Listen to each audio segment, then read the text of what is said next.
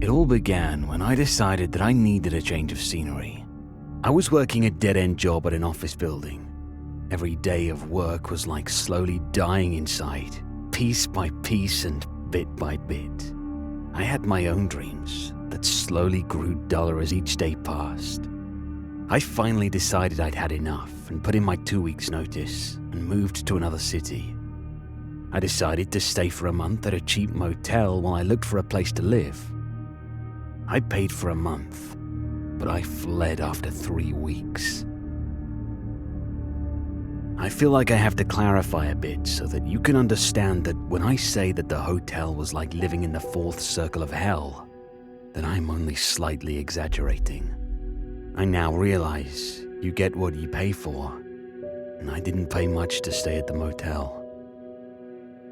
The bedsheets had a yellowish stain to them, and the entire place reeked of disinfectant. I think if I'd brought a black light with me, that the walls would look like something a modernist spatter painter who insisted on painting with only bodily fluids would create. There was a cockroach infestation, and let me tell you, there aren't many creepier sensations than the feeling of a roach skittering across the back of your neck while you sleep. The worst part of it for me was the fact that the walls were so paper thin that if I was standing on the eastern wall of my room, I could hear an ever-rotating series of people engaging in coitus. The person who lived to the west of me, on the other hand, was quiet, which was a bit of a boon to me. I resigned myself to grit my teeth and bear the month in this place until I could move into a nicer apartment or townhouse. You can already tell from my introduction that this did not happen. It was in this motel that I developed xenodociophobia. It all started with the sound of footsteps. I was in the bathroom getting ready to step into the shower when I heard the heavy sound of feet on tile. It took me a few seconds to realize that my bathroom butted up to the next door neighbor, and the noises I was hearing were coming from his feet on the tile. I finished my shower and went into the main room thinking nothing of it. The next day, I started to hear something alongside the footsteps. He was talking. It was a low mumble that I couldn't quite decipher. I imagined that this man was pacing back and forth into and out of the bathroom and muttering to himself. The tone didn't sound urgent, it just seemed like a guy lost in his thoughts and talking to himself. I tried to ignore it. I wasn't particularly worried about the man talking to himself. I think we all deserve a little modicum of privacy. I have no doubts that any of you could say that you've never done something foolish while you were alone. Some people sing or hum a tune. Some verbalize their thoughts in order to better understand. I decided that he deserved his privacy, and to listen in on him would be a grievous violation of that. I tried my best to ignore him, but that stopped being an option. The situation degraded a week later when I began to pick out words. I woke up that morning and went into the bathroom to brush my teeth. The muttering was background sound as I proceeded to brush my teeth. It wasn't until I realized that the voice was clearer now that I could pick out words. I stood silent and listened to him with my mouth full of toothpaste. I could pick out a few words he spoke that reverberated through the bathroom walls.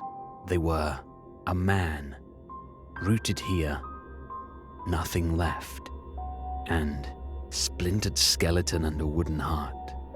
This was disturbing, to say the least. This was not the sound of someone planning their day out or rehearsing a speech. These were the words of someone with a couple of screws loose in their head. Still, I decided to stay the full time, despite the shitty condition of the motel and the probable insanity of its residents. I was only a few weeks away from moving out into my new place. The sounds persisted.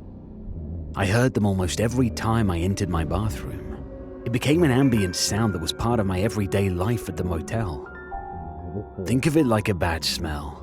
You notice it at first, but after a while you get accustomed to the smell and stop noticing it. That was how I was with the voice. I adapted to hearing it, and soon it just became part of the background. I was doing a good job of ignoring it, until the night of my dream. I don't typically have dreams. They are just not part of my nightscape. I close my eyes at night and wake up in the morning with nothing in between. This night was different. I dreamt I was being pursued by something that chased me down nondescript hallways. The thing could only be described as grotesque. Its limbs were bent at odd angles, like a bus had struck it. Its head was crooked and it looked like it was resting sideways on top of its neck. I threw myself through a door and found myself in a bathroom. I woke up the instant the bathroom door slammed shut behind me. I woke up sweating and panting heavily, and it took me a few minutes to calm myself. I realized I was sweating because the AC was busted and summer was heating the building like an egg on the sidewalk. It took a few minutes for me to realize that it wasn't the nightmare that woke me up, but the sound. I turned my head towards the bathroom, and I could hear the same phrase being repeated. It was louder this time. It sounded like it was coming from my bathroom and not my neighbor's. I got out of bed slowly and approached my bathroom. It was 11 o'clock at night. I had gone to bed early. The voice continued rambling its mantra. It sure as hell sounded like it was coming from just beyond the door inside the room. I turned the handle and the voice stopped. I swung open the door, expecting to see a crazed man perched on my toilet, endlessly repeating. But instead, I found my bathroom, just as I'd left it.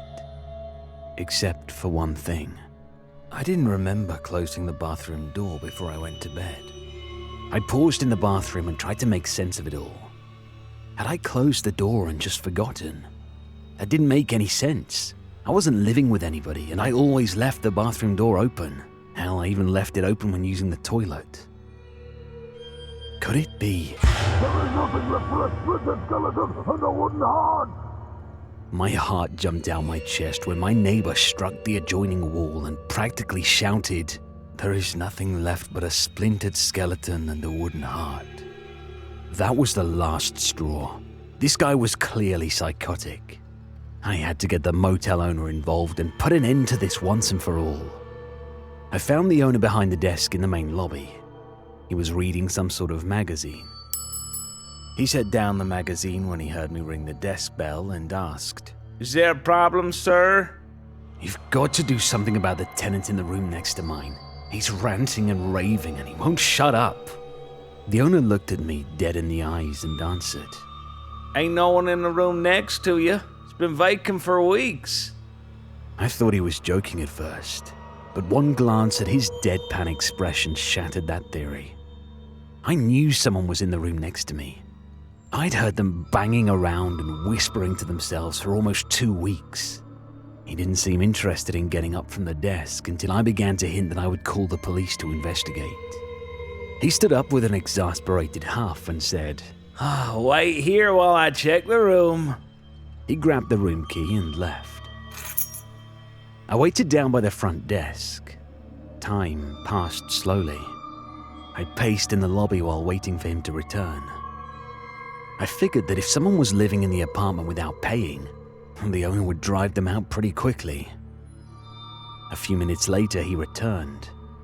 But something was now very different about him. He came back with his face pale as a ghost. He didn't speak, but walked like a zombie from an old black and white horror movie. He sat back down in the chair.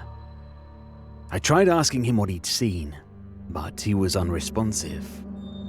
It was then that I decided I had to see what was in that room.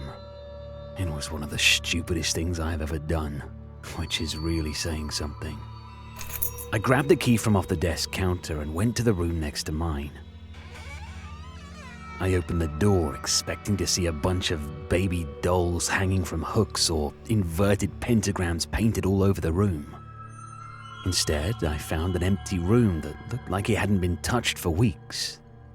The bed was made and there was a thin layer of dust on the wooden counters. The room didn't have a lived-in feel to it. I looked around and found no evidence to the contrary, except a window that was barely cracked open. Had the squatter fled out the window? I was about to leave when I had a thought. I wanted to check the bathroom. I flicked on the light switch and bathed the bathroom in light. A swarm of cockroaches scuttled off behind the toilet. I stepped into the small bathroom and looked around. There was no one inside. I knocked on the bathroom wall that adjoined to mine. There was no response. I decided that the man had probably been squatting in the apartment for a few weeks. He probably had a few screws loose, which would explain the mumbling. I turned to leave, and that was when the bathroom door swung shut. I grasped the handle and pulled, but it was stuck. It felt like the wood had swollen in the doorframe. I pulled and pulled at the door, but it didn't loosen up. I put my foot on the door's frame and pulled with all my might. It budged slightly, but made no real signs of opening. I was about to begin calling for help when something out the corner of my eye caught my attention. I was not alone in the bathroom. Someone was in the shower. The glass was opaque and made it hard to clearly see through. My heart began to race when a voice echoed from behind the glass pane. I was once a man, and now I am rooted here. There is nothing left but a splintered skeleton and a wooden heart. I watched transfixed as the figure slowly became clearer. The limbs were bent and stuck out at odd angles and tangents. A scream caught in my throat as the thing put one of its hands on the glass, and cracks began to radiate out like a spider web. I had no intention of meeting the whispering, crooked and broken man. I slammed into the bathroom door. It gave a cracking sound but didn't break open like action movies had shown me. I backed up and threw my weight back into the door again. Pain shot up my shoulder, but I shut that out of my mind. The shower door slowly began to slide open. I threw myself at the door with all my might in a panic, and thanked the gods when it splintered open and fell off its hinges. I sprinted out into the motel room and charged at the door. I caught the counter with my side as I passed by it, causing my body to shift drastically as I fell onto the floor. Now facing the destroyed bathroom door, I caught a glimpse. Just a tiny glimpse at the thing. I wish I hadn't, because the image of that thing has been burned into my nightmares. It was a spindly-looking creature. It was about 7 feet tall and bone-thin. Its skin was browning and had a rough appearance, like the bark of a tree. The limbs were bent and contorted. A black fluid leaked from its wrists. Every movement brought it closer to me with sickening creaks and cracks from the thing's bones and joints. The head was twisted, and the mouth hung ajar. I shot to my feet and grabbed the front door's handle. Much to my relief, it swung open, unimpeded. I ran through the open door and slammed it in the creature's face. I didn't dare take another second to look at the abominable thing's knotted and grotesque form. As I fled, its parting words echoed in my ears. I shut those words from my head and ran. I fled the motel that night. I left behind all my stuff, and I have no intention of ever returning to that place. Ever since that night where I encountered the creature that was whispering to me through the walls, I have been afflicted with crippling xenodociophobia. I don't leave the house much these days. I go straight to work and then home. I have no intention of traveling, and the thought of ever staying in another motel or hotel room makes my stomach roil. At night, when I'm feeling anxious, the words the creature spoke come unbidden to my ears. Please don't leave me.